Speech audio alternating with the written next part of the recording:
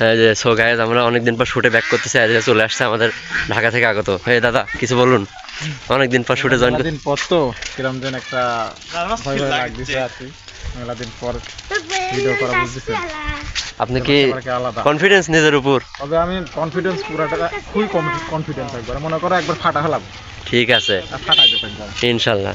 এই যে আমাদের আরেক পার্টি আসছে ঢাকা থেকে আগত, আজকে আজকে তার বিশাল বড় হচ্ছে গান দায়িত্ব।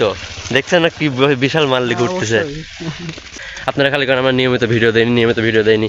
আরে ভাই মেলা ব্যস্ত থাকি বুঝেন নাকি, এরা চাকরি করে, সবাই চাকরিজীবী, এক খালি আমি বেকার। তাহলে এত বেকার চাকরিজীবীর মাঝে এত নিয়মিত ভিডিও দেওয়া সম্ভব? আপনিই কোন সম্ভব?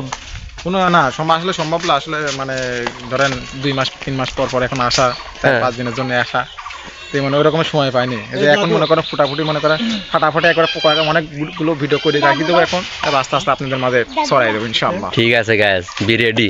প্রচুর ভিডিও আসছে, প্রচুর শর্ট। মুটকিছে নাকি রে, কি রে তো যাই তো দেখি।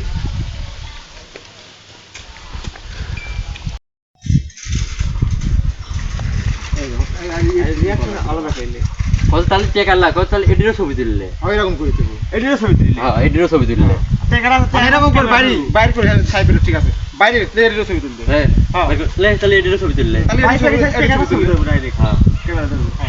3 2 1 অ্যাকশন। কি রে এটা কি রে দেখি, এটা তুই